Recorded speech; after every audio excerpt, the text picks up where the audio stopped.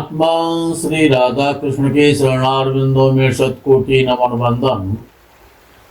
मित्रों को, जिज्ञासुओं को, धर्म प्रेमियों को, ज्योतिष विज्ञान प्रेमियों को हर हर महादेव, बम बम भोले, नमः शिवाय। मित्रों, लगन त्रिकोण, पंचम त्रिकोण और भाग्य त्रिकोण, ये तीन त्रिकोण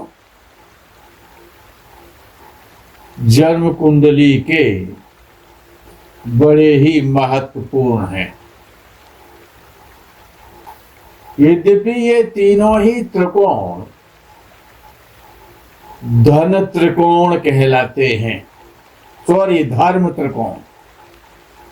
ये तीनों ही त्रिकोण धर्म त्रिकोण कहलाते हैं। लग्नेश, पंचमेश और भाग्येश पूर्व जन्म में जो आपने कर्म किए उसके आधार पर आपको जन्म मिला, वो है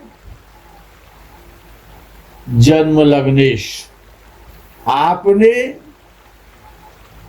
और आपके पिता ने, जिनके यहां आपने जन्म लिया है, वो पिता, तो आपके पिता और आपने पूर्व जन्म में संस्कार और संबंधों के आधार पर जो कर्म किए हैं, उसके आधार पर इस वर्तमान जन्म में जो आपका पिता और पुत्र का संबंध है, वो है भाग्येश, भाग्य त्रिकोण, जिसको धर्म कहते हैं, धर्म त्रिकोण।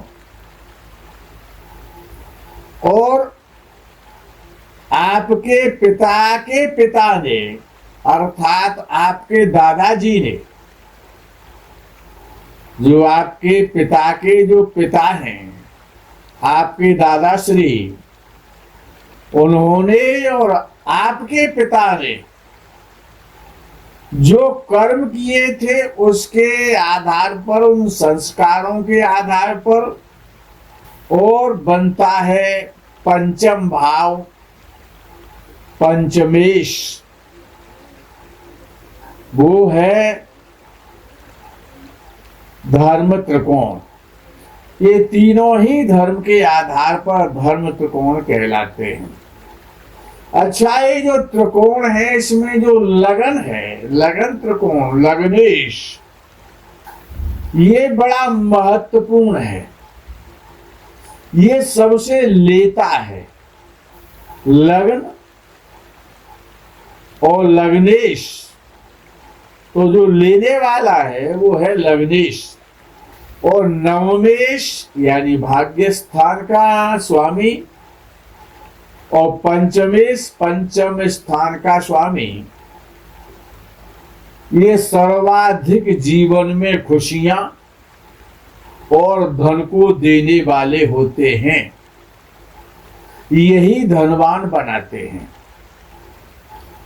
यद्यपि दूसरे भाव का स्वामी और 11वें भाव का स्वामी भी धन योग उत्पन्न करता है, उससे भी धन मिलता है, लेकिन ये जो धर्म त्रिकोण है, इनमें जो पंचम भाव का स्वामी पंचमेश और भाग्य स्थान का स्वामी भाग्य सर्वाधिक शुभ भी होते हैं और धन को देने वाले होते हैं।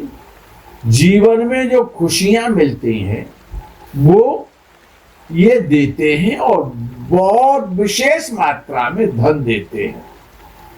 धनदौ धर्म दीनाथौ येवा ताभ्याम युताग्रहा तेपि स्व स्व दशा काले धनदा नात्र संशयः। यानी कि भाग्य स्थान का स्वामी भाग्येश और पंचम स्थान का स्वामी पंचमेश, ये दो ग्रह, इन दोनों भावों के जो स्वामी हैं वो हमेशा ही धनदायक होते हैं, धन देते हैं। और इन दोनों ग्रहों से जो भी ग्रह दृष्ट हो जाते हैं, चाहे वो पापक ग्रह हो चाहे वो शुभ ग्रह हो, यदि पंचमेश और भाग्येश से कोई भी ग्रह और किसी भी भाव का स्वामी, किसी भी भाव का स्वामी, यहां तक कहा जाता है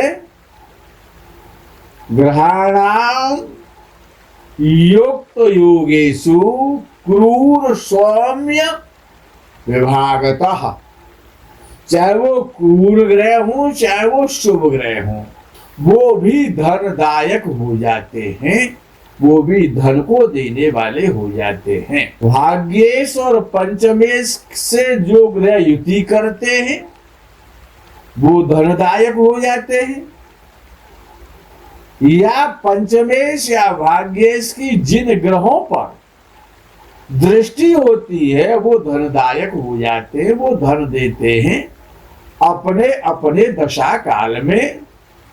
स्व स्व दशा काले धनदा नात्र संशय, इसमें कोई भी संदेह नहीं है कि वो अपने स्व स्व दशा काल में और जातक को धनवान ऐश्वर्यशाली बनाते हैं।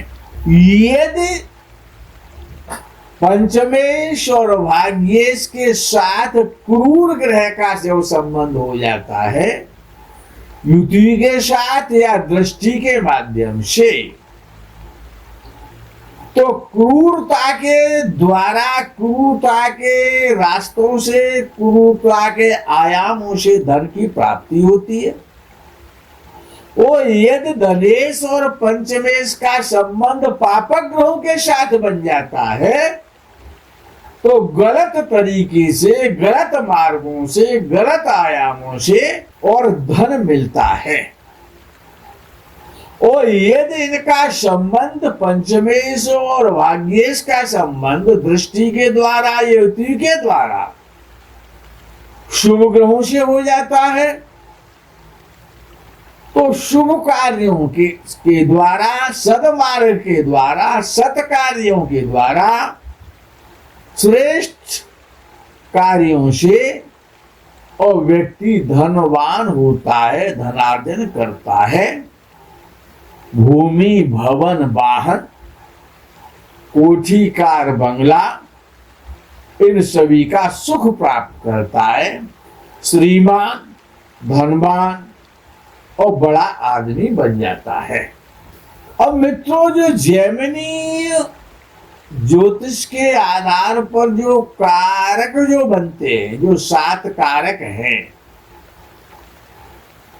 आत्म कारक से लेकर के, और जो 7 कारक जो बनते हैं,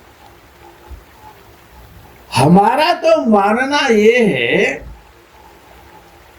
कि जन्म कुंडली का जन्म लग्नेश और जैमिनी ऋषि के द्वारा जो आत्म कारक जो निर्धारित होता है उसका फल एक जैसा होता है।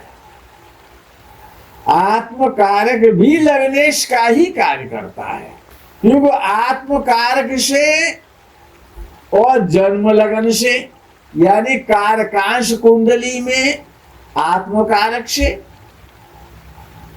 और जन्म कुंडली में जन्म लगन से, और पंचम भाव के स्वामी पुत्र कारक जो 5वां कारक होता है जैमिनी के आधार पर, पहला आत्म कारक और 5वां पुत्र कारक।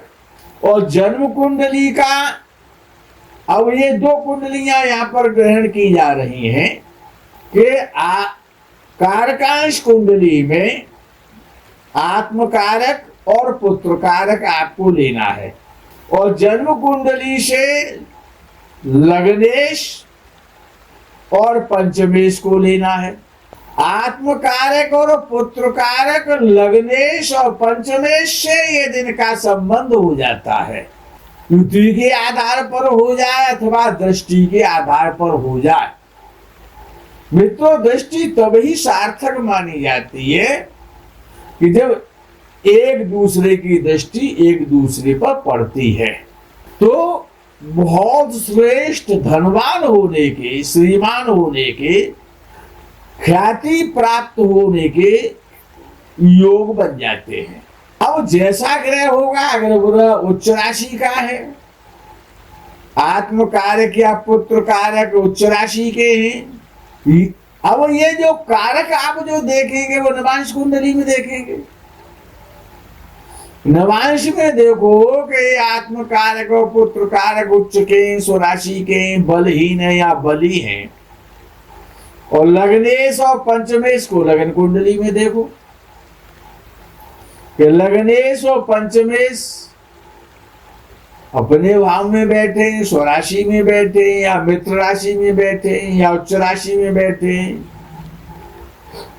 या मूल त्रिकोण राशि में बैठे, उसी के आधार पर इनकी शक्ति होगी, इनकी पावर होगी, इनका बल होगा। तो उतना ही श्रेष्ठ जितने ये श्रेष्ठ होंगे, उच्चादि अवस्था में हो, मूल त्रिकोणादि अवस्था में हो, तो उतना ही अच्छा जातक को धनवान बनाएंगे। कैसे? कि लग्नेश पंचम भाव में हो लगन कुंडली में। याद कर ले, ये जो योग बताए जा रहे हैं ये जन्म कुंडली के लगन कुंडली से बताए जा रहे हैं। लगन का स्वामी लग्नेश पंचम भाव में बैठे और पंचम भाव का स्वामी पंचमेश लगन में हो, साथ ही साथ आत्म कारक और पुत्र कारक जन्म कुंडली में दोनों लगन में बैठे या पंचम भाव में बैठे, अपनी उच्च राशि में हो या नवांश कुंडली में अपने नवांश में हो, और शुभ ग्रह से देखे जाते हो, पापक ग्रह की इन पर दृष्टि ना हो, तो व्यक्ति बहुत श्रेष्ठ उच्च कोटि का ऐश्वर्यशाली, कीर्तिशाली, संपत्तिवान, महलों में रहने वाला, राजाओं के समान सुख भोगने वाला व्यक्ति होता है। समस्त प्रकार के सुख और ख्याति उसको प्राप्त होती है। मित्रों, आज के प्रकरण में यही विराम। आगे के प्रकरण का आप इंतजार करें। तब तक के लिए हर हर महादेव, बम बम भोली, नमः शिवाय, जय गो माता दी।